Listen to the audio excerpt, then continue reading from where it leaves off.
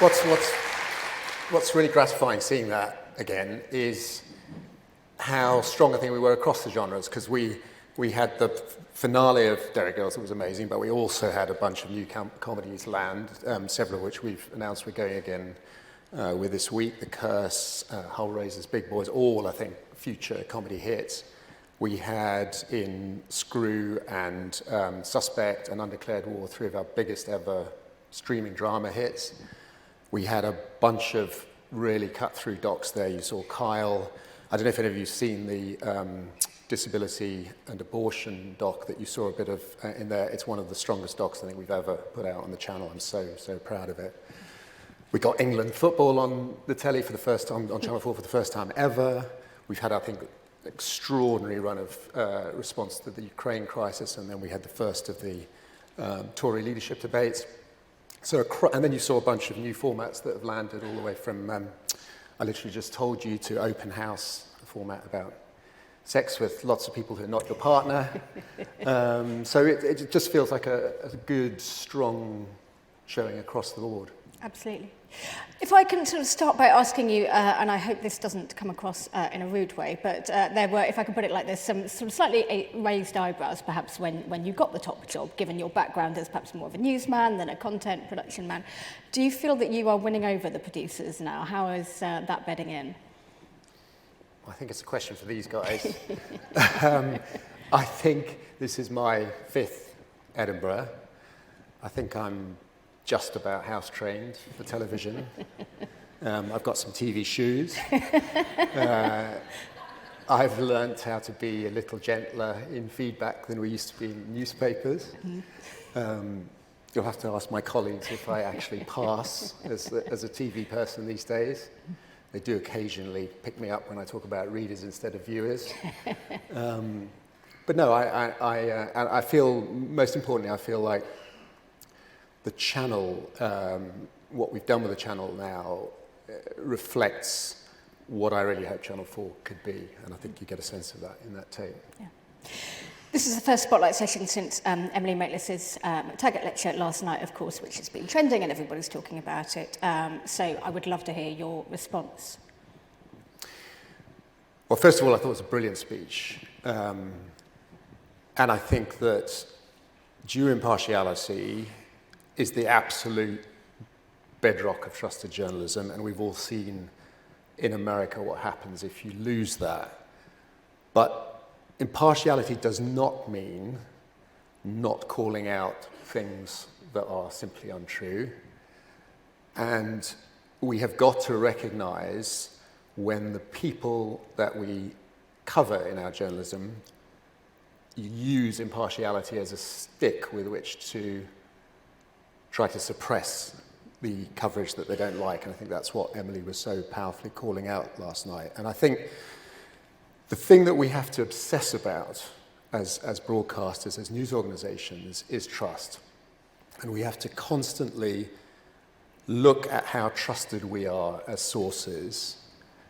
And I'm so proud that Channel 4 is consistently, Channel 4 News is consistently the most trusted broadcast news source. And I think that's because it is both obsessive about impartiality, but also the viewers know that it will cover stories without fear or favour and will call out untruths. It was the first programme to have a fact check feature. So I think Emily's done a great service in reminding us that journalism is about the search for truth, not the search for some constant idea of balance, and that we have really good regulators to judge what impartiality looks like. Dorothy Byrne also spoke again yesterday at the McTaggart Legacy session and sort of repeated her quote that Boris Johnson is a born liar, and she defended that. That was one of many events, I think, that perhaps started a Tory grudge against Channel 4. Would you agree, and do you think that's why they are pushing for privatisation? Look, I've always been very sceptical about that kind of analysis. I mean, any change to the whole PSB ecosystem is a really profound thing to do to the wider culture, to the economy of television. And I just don't believe that a government does that kind of thing because they don't like something that someone said on a platform in Edinburgh. Okay. Generally speaking about privatisation, what does the future hold for Channel 4? Are there any positives that could come from it? Well, I mean, look, what does the future hold? I mean, I covered politics for a long time. I learned that it's an utter fool's game to try and predict what politicians will do, so I won't. But we set out our stall incredibly clearly, and more importantly, so did the entire industry.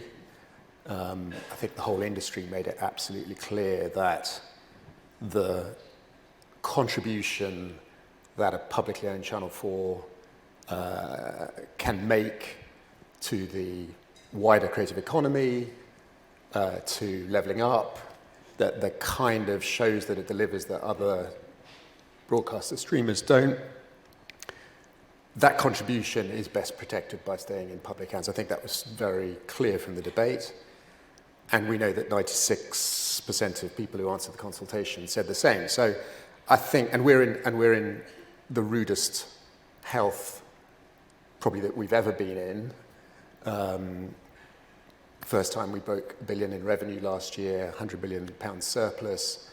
So I think we now just have to wait and see what an incoming government decides to do. I mean, in terms of positives, look, I wouldn't say this debate has been fun, but there has been something quite energizing, I think, certainly for me and I think for my colleagues, about having to really go back to basics and explain what you're for and focus on what you're for. And I think it's given us a really laser focus on the remit and delivery of the remit. And I think if you look back at that little highlights reel, if you look at the kind of shows we're announcing we have announced here and are talking about for the next 6 months, I think we are more focused on delivery of the remit as a result of this. I think that's really healthy.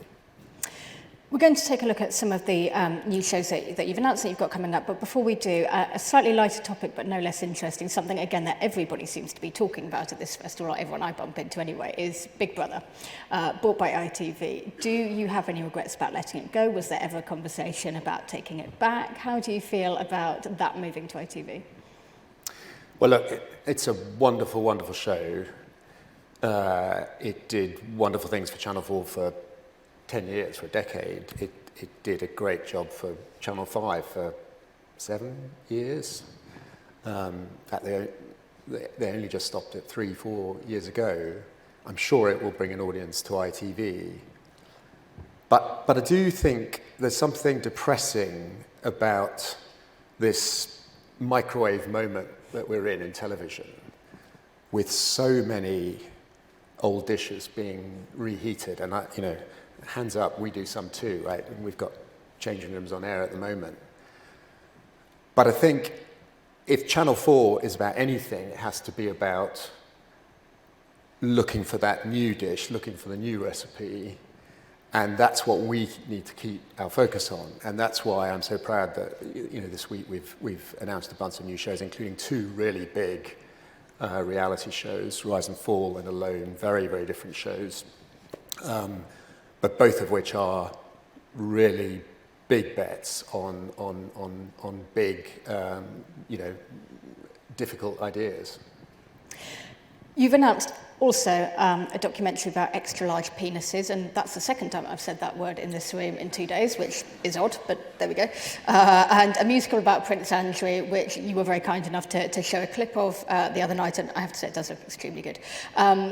But is this just you being very sort of Channel 4? Is it sort of showing off a bit? I mean, are these things actually any good? Are you choosing things because they're the best that they are? Or because you saw a bit of that Andrew music. Yeah, I'm sure you wouldn't say that was showing off. I mean, no, look, I think, just speaking to the the shows you're talking about are part of this season that we have coming at the end of this year to mark. We only ever say 4 decades of Channel 4, not our 40th birthday, because we can't face the fact that we're actually 40. But the season is really about underlining that spirit of disruptiveness, of mischief. And I feel that if we've done anything in the last 5 years, what we've really done is put the spikiness back in the channel. I would say we've put the grit back in the oyster. And if you look at shows like, the Prince Andy the Musical, or Frankie Boyle on the Monarchy coming up later this year, if you look at Joe Lycett's amazing live 50th anniversary of Pride show, possibly the rudest 90 minutes of television ever, or his Shell versus the Oil Giant earlier this year, or indeed the Kyle doc, I think there is a thread of real deep Channel 4 DNA, awkwardness and spikiness that is running through the channel. I'm really proud of that. We've got a clip of one of your new shows. Would you like to introduce it? Make Me a PM. Yeah, and I think this speaks a bit to the conversation we were just having about Big Brother, and this is another really big bet we're taking. I think all the best Channel 4 shows watch as great entertainment shows, but have something really interesting and piquant to say about the country and where it is now. This is a show about people who reckon they can do a better job of being the Prime Minister than professional politicians, which I think is probably most of the country right now. And when we commissioned it, we had no idea there'd be an actual vacancy, so it's not like we were prescient or anything, but it does feel remarkably timely right now. I think it really speaks to that sort of widespread sense of disaffection with professional politics. We've got 12 people in the show who think that they've got what it takes to be Prime Minister. They are put through their paces by Alistair Campbell and Saeed Owasi. If you look carefully, you will see one lockdown celebrity who is also making a bid for more power. Superb. Let's take a look. I should just clarify that neither Tony Blair nor David Cameron are competing in that show. I feel so happy that Jackie Weaver's getting a happy ending. It's just delightful. Moving on to sort of factual, I suppose, you mentioned the Jeremy Kyle documentary earlier. You have had a couple of quite punchy documentaries as well, because you had the Caroline Flack one as well, and you've got There's Something About Miriam coming up as well. So I suppose I want to talk to you a little bit about duty of care. You obviously have some strong opinions in that area. Do you feel that some of your rivals perhaps are not learning the lessons? There has been more talk about misogyny in Love Island this year, for example. Are they not learning their lessons? Is that why you're commissioning these documentaries? No, that's not what I think. I think that, what those shows tell us is how incredibly far the debate about duty of care and our considerations around duty of care have moved in a few years. I'm just, the Karl documentary was devastating about what was happening 3-4 years ago. I think there's, there was an interesting session yesterday that I was involved in on mental health in the industry. I think what's happened is, as an industry, we've really woken up to duty of care in these shows like the big reality shows where you have contributors who are put into quite extreme positions. And we've woken up to duty of care where we're putting production teams in quite extreme positions because we're sending them to places like Ukraine, or we're exposing them to really difficult material. But what the Looking Glass research reveals is that we have a widespread mental health crisis in the industry. I mean, I'm sure you've all seen the numbers. They are terrifying. The mental health of our industry is much, much, much worse than the wider population. And so I think what needs to happen next is that this duty of care conversation needs to move out of contributors in reality shows, people in extreme productions, to the whole of the industry. And that's why I think the whole picture toolkit and the work the film and TV charity are doing is so absolutely critical, and why we're really trying to support that. I had a very good question in from somebody in the audience, so thank you. It was recently revealed that an exposing documentary about the X Factor is in the works. Is that a Channel 4 production? If it is, it hasn't crossed my desk yet, but I wouldn't want to rule it out. If it hasn't been brought up yet, would you be interested? Always interested in a revealing documentary. How confident are you? I spoke to Kevin Ligo yesterday, and he made the point that actually duty of care extends to every genre, everybody, you know, as you were sort of saying. And he cited a contestant on The Chase who was absolutely devastated they got a question wrong. It can happen to anybody. So how confident can you be that across all of your shows, you're providing a good enough duty of care? We have really tough protocols on duty of care, and we periodically drop in and look back at shows to see how they've played out and how people's experience of those shows have been.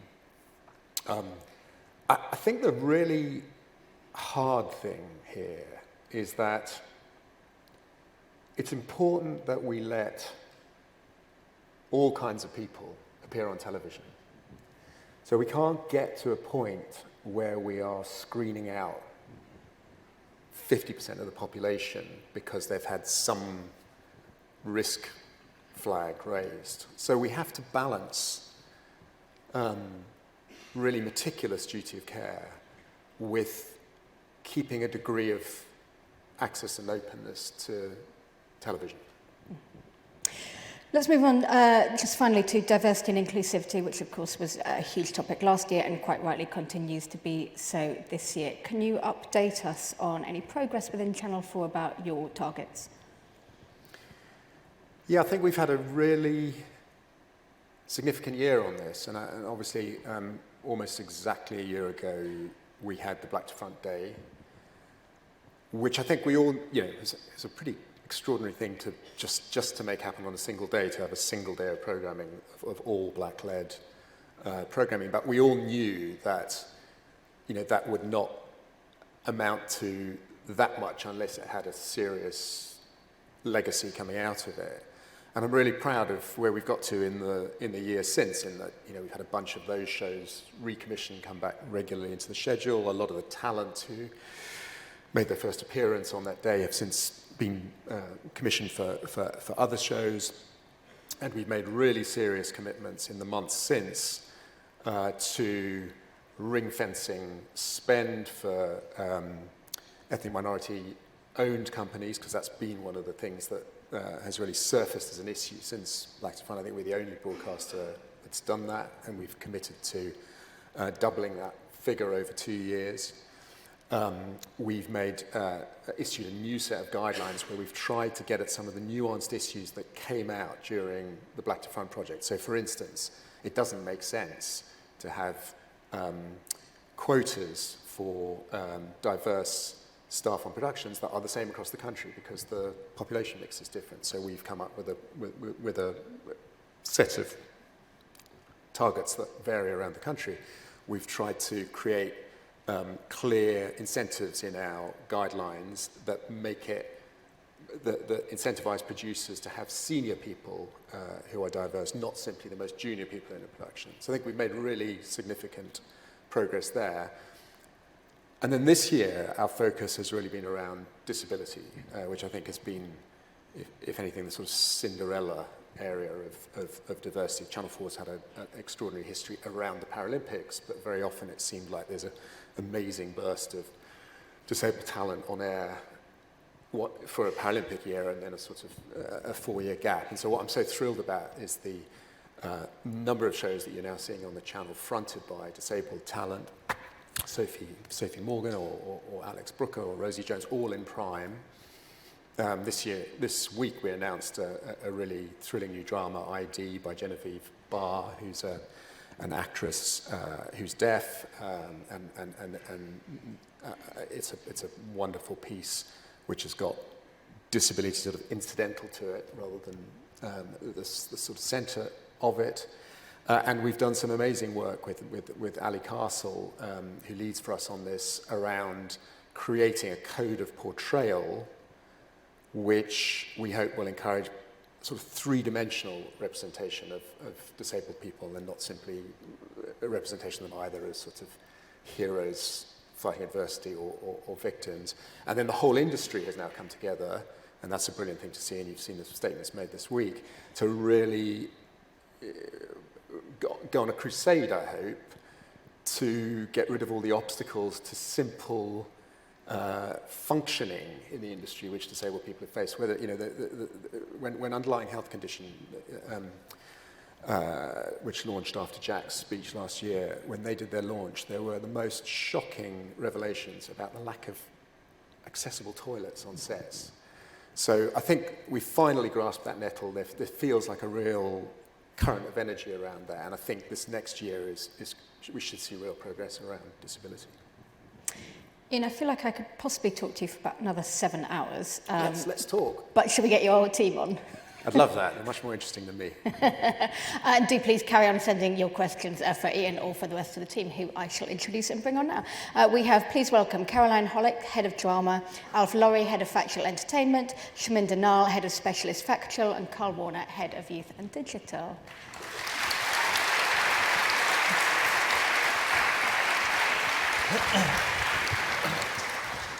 Welcome, welcome, welcome. How are you all? Very good. Thanks for having us. Good to have you. Thank you. Caroline, you appear to be next to Ian. Shall we begin with you? That seems to be where I ended up. Perhaps you could start by just giving us a little bit of anything that Ian hasn't covered, a little bit of an overview of how you feel the last 12 months have been for your department.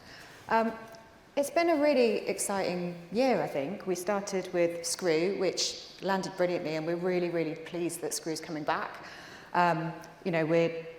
I'm based outside of London. I live in Leeds. My commitment to out-of-London programming it's not just lip service, and I think having a big returning series like Screw, which is shot in Scotland, is really, really important. Really pleased by the critical response to Chivalry, which was a really, really bold commission that I think took on a big issue in a uniquely Channel 4 way. And Undeclared War, we managed to bring some really, really big castings to the channel, Simon Pegg, Mark Rylance, but with a completely unknown lead, Hannah Kalik-Brown. And it really shows that sort of the way that Channel 4 can punch on both fronts, really, really big talent that's really recognisable, but also breaking brand new talent. And I think Hannah's definitely set to be a really big star. And you almost started a war. And we almost started a war. We managed to be super timely. And there was a lot of...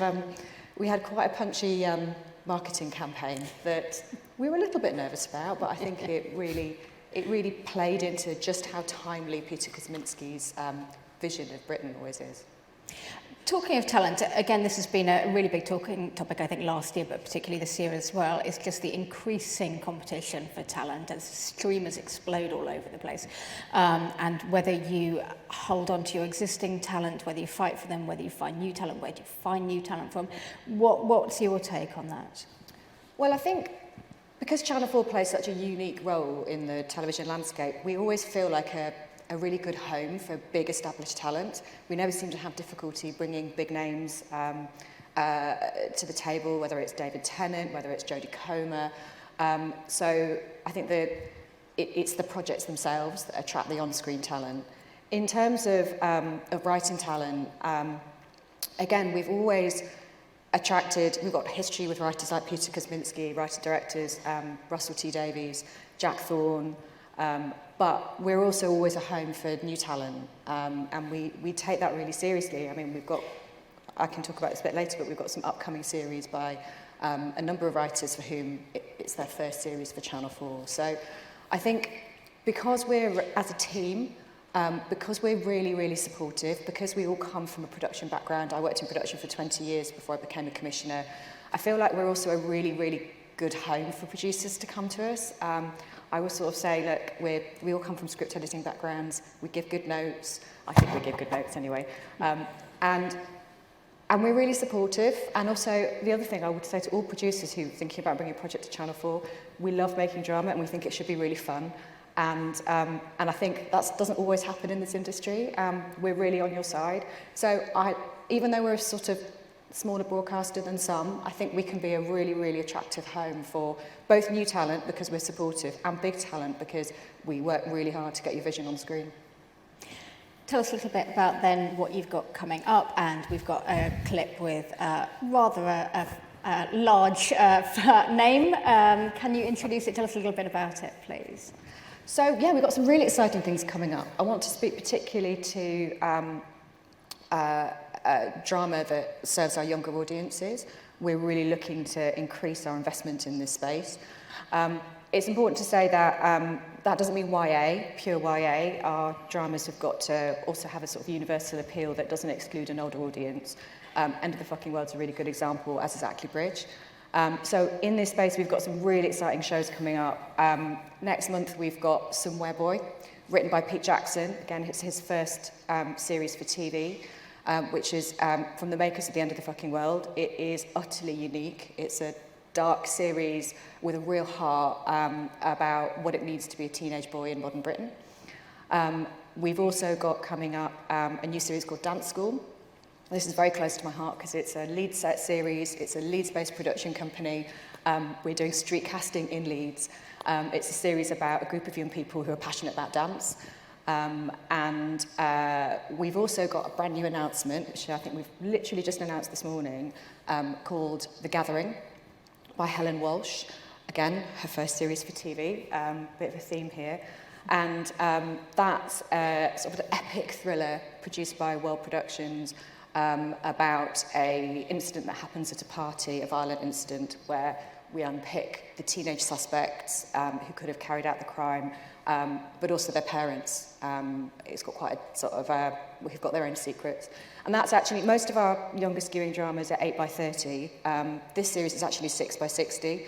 And I think that's just about the fact that the format will always suit the storytelling. Like, we've got quite a lot of flex in that. Yeah, that's a really exciting new show. And I am Ruth. And I'm Ruth. So, I Am, our award-winning series created by Dominic Savage. We've got a brand new film, feature-length, with a face that some of you might recognise, which is Kate Winslet. We're going to show a clip from this. Yes, It's a series about a single mother struggling to parent her troubled teen. It's raw, it's very powerful.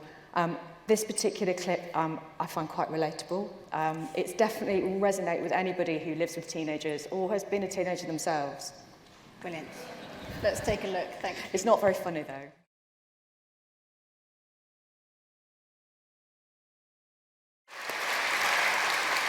That's actually Kate Winslet's own daughter playing her daughter, which makes me feel very old because I remember her being born. But yes, brilliant. Thank you so much. Moving on to Alf. Hello.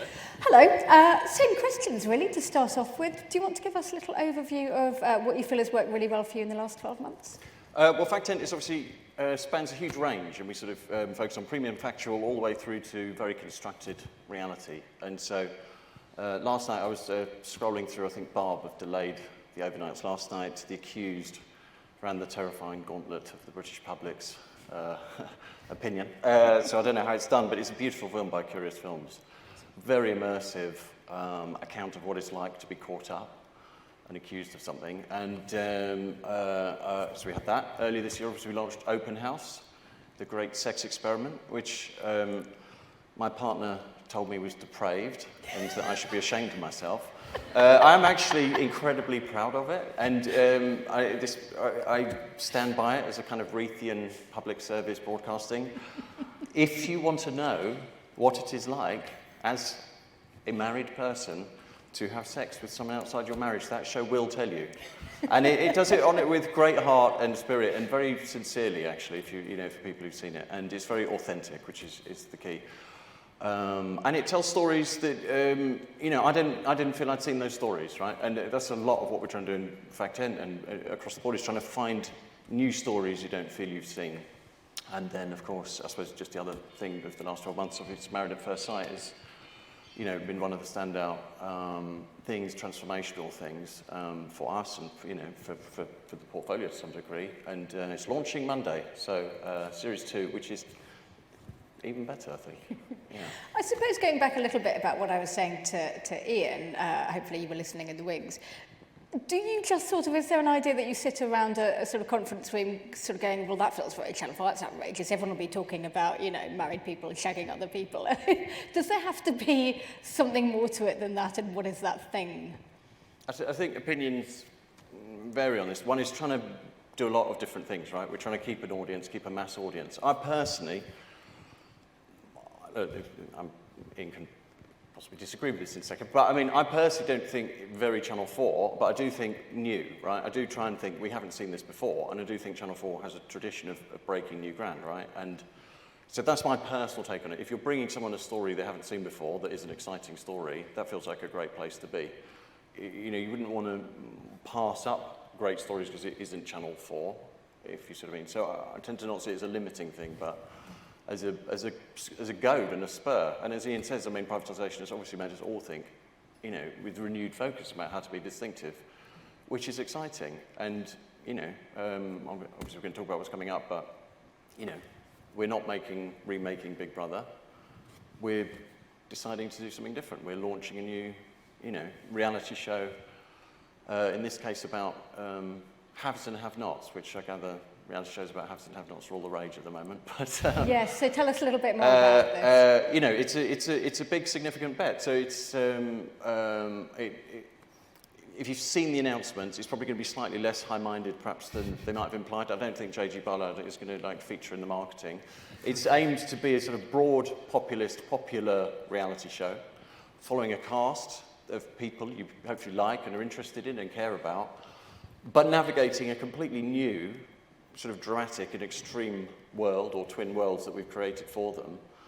And hopefully that will feel like something you have never seen before. And obviously, hopefully it'll land. And, you know, we have a sort of gilded, we've called it a succession-like sort of upper realm where the rulers sort of linger and rule, and a sort of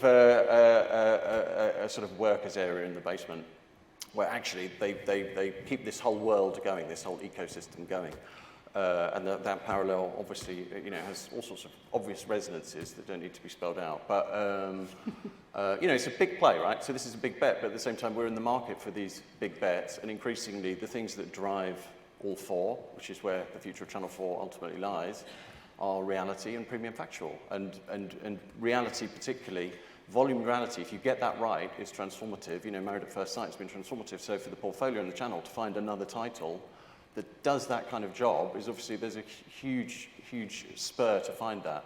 So we're placing this bet, but at the same time, even as we're planning this show, you know, we're thinking, well, what is the next one? And starting to talk to indies. And if you think you know what the next one is, you know, pick up the phone.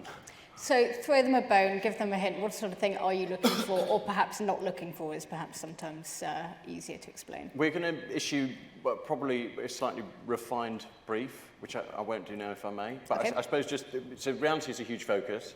The other thing, obviously, that we've announced this week is Alone, a different kind of show, but it's at 9 p.m, probably 6-part series, but again, very pure, simple, dramatic premise, right? I mean, basically a group, 10 contributors will walk into the forest in northern Canada, very remote, where there are bears and wolves prowling around, and they just have to survive as long as they can, completely alone, as winter sets in and temperatures ultimately plummet to -40. And there is not, in a way, it's a very extreme, pure test of character and courage, right? And I can't think of something in a way as extreme a test of character as that. And so that's why we've gone for it. And again, I hope it will feel like new stories you haven't seen before. I do think it will feel distinctive and exciting. And again, those 9 p.m. big, simple, dramatic stories are, again, a huge focus of what we're looking for. Perfect. Thank you. That's all we have time for with Alphabet. Shiminder, you're up. Same question again to you. Can you reflect a little for us about what's been working really well for you? So, I mean, I think the really exciting thing for me is that there's been a real renewed focus on specialist factual at Channel 4 this year. And I think that's partly a reflection of a sort of desire from audiences for specialist factual programmes. But it really matters as well because specialist factual is about sort of trying to make sense of the world, ask really difficult questions. And, you know, at a time when we're sort of grappling with both climate change and, as has been discussed this week already, you know, the fractured nature of truth, all over the world and in our politics and elsewhere, I think we are the department that are really trying to kind of ask challenging questions and help us to try and understand the present by looking at history. So we've had some really brilliant pieces, I think, already this year. You saw a couple of them in Ian's tape there. We had the Disability and Abortion, the Hardest Choice film, which really tackles an incredibly complex ethical question, but with real sort of profound emotion and heart. We also had, you know, Where Have All the Lesbians Gone, which is a typically Channel 4 kind of spiky look at the sort of way we live now and what's happening in our country. And as part of the Pride season, we had a couple of really strong films looking at LGBTQ plus history, Freedom, 50 Years of Pride, which was sort of creatively envisioned by Stephen Daldry and Joe Robertson. And I thought what I loved about that was that it took sort of archive-led history, but combined it with performance in a really new way that felt really innovative. And a beautiful film from Swan Films, directed by Jane Preston, about the most extraordinary woman, April Ashley, who was one of the first people in Britain to have a transgender operation. The Extraordinary Life of April Ashley, it's still on All 4. We want to take really kind of quite forensic, tough, critical looks at key moments in history. So we did a very strong series from Optimum earlier this year, which was about the partition of India, 1947, partition and colour, which really analysed with the sort of today's lens, the sort of catastrophic decisions that the British took that led to sort of one of the biggest catastrophes of the 20th century. We also, you know, the thing about Specialist Factual is it's been one of those departments that has really been innovative in Channel 4, and but it's got a real range, like Alf was saying in his department. You know, we've got big popular returners like SAS. We announced this week an amazing lineup for our upcoming Celebrity SAS series. We've got wonderful programs that sort of say something about Britain, Grayson's Art Club. And so we have a real sort of range of programs across the sort of history, science, art slate. And looking forward, what are you looking for? What does the future look like for you? I think the thing that is a really big priority for me is how can we get more specialist factual programs performing really well on All 4, which is obviously one of our huge focuses. We've heard about reality and drama sort of really driving All 4 viewing. And for me, one of the really big things I'd like to try and help achieve is to get some really strong specialist factual pieces driving audiences to All 4. And we've had a brilliant example this week with a really stunning series from Sandpaper Films called Investigating Diana, Death in Paris, that is doing very well on All 4. It was just such a clever idea, and what it does is it's 25 years since the death of Diana, and the idea was to take that one night, which, you know, lots of us remember, the terrible sort of car crash, and then to unpick in great detail the French and British police investigations that followed. But what's so special about it is that it's very multi-layered and has a very sort of clever thesis and purpose sort of underpinning it, which is to sort of examine that event as the sort of first global conspiracy theory. It plays out almost like a police procedural and has lots of elements of sort of drama and the storytelling, which is why it's a really gripping watch. And I think what I'd love to find is we all know that true crime and true con increasingly are working in this kind of premium factual box set. And I'd love to be able to take some of our specialist factual subjects, whether they're in science, history, arts, and find that way of storytelling that will bring incredible kind of subject matters to life in a really gripping way that will work on All 4. And I think Investigating Diana is a brilliant example of that. And so in that vein, we've got Ian announced earlier this week a series about the 80s from Rogan Productions, which is part of our sort of 40th birthday thing, which again has that thing which I'm really hoping for, which is a sort of a unique take. So that's basically kind of the thesis is that, you know, British creativity and technology innovation in the 80s really helped change the world. So I think that has that sense of innovation. Also, revelation is what I really am hoping for in those kind of premium factual pieces. So, you know, it's really important to me that we are sort of making news and actually finding new lines in our sort of factual series, which So along with the sort of innovation in storytelling and the revelation, and also trying to shake things up, because I think a lot of us feel that there's a sort of a similar tone and feeling to a lot of the kind of factual box sets that we're seeing at the moment. And I'd love to sort of try and, I don't know, shake it up a bit. And then the other huge thing for us is to really be properly provocative and challenging in the pieces we do. And again, we've got a couple of other pieces in Ian's announcement for our 40th birthday. One is what is sort of terrifying me, but it's a really challenging art sort of culture program that's going to really tackle the nature of offence and how we feel about it in Britain now. And we've also got a film that's going to look at transgender rights and women's rights. And we've also got a David Baddiel film that we announced this year that will be out this autumn, which is sort of based on his book Jews Don't Count, but with lots of new and very revelatory interviews that basically in his, you know, which is about, in his opinion, anti-Semitism is one of these sort of most overlooked bits of racism sort of in our culture. So what I'd love to sort of land is that, you know, we want to get pieces that are really working for all four. We want to kind of make news, have revelation, and really try and innovate in our storytelling. Fabulous, thank you. I noticed you call it a 40th birthday. I believe that's banned on this panel. It's 4 decades. Nothing wrong with being 40. I couldn't agree more.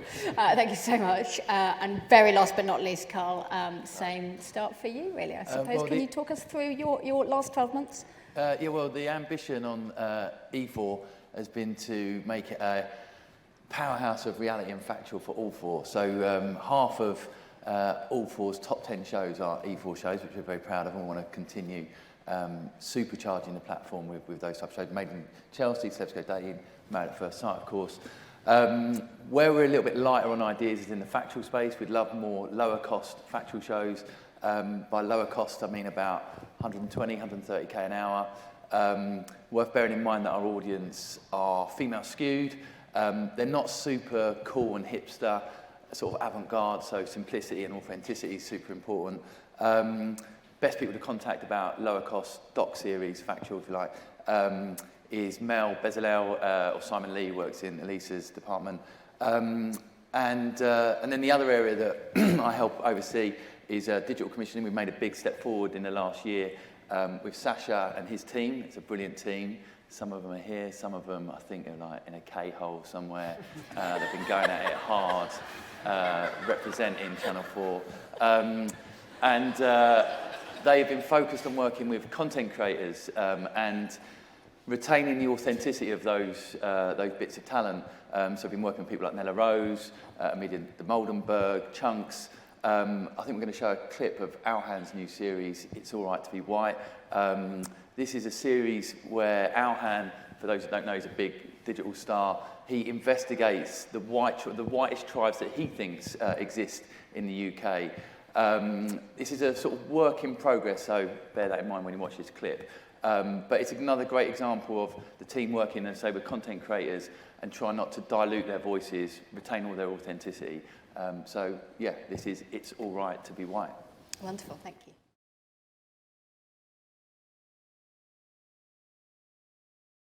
Well, what's great about that clip is that Alhan takes quite a surprising sort of view on that particular group. You know, most young people, I think, are viewed as being completely on board with climate change and, you know, Extinction Rebellion, and he sort of just questions and probes in a very different way. So it's great. And it's Evie Buckley and Sasha commissioned that. So yeah. Karl, I want to ask you a question. Ian, you're welcome to chip in as any of you if you want to. One thing I suppose we haven't really talked about is comedy. Channel 4 is so known for comedy. You know, that's very much the sort of grassroots of what you are, and yet reality is becoming bigger and bigger. What is important to you in that area? Is comedy still at the heart of what Channel 4 does? Well, no, we took the decision sort of a year or so, well, probably more than a year or so ago, after the impact of COVID on our budgets, to pause on commissioning original scripted comedy.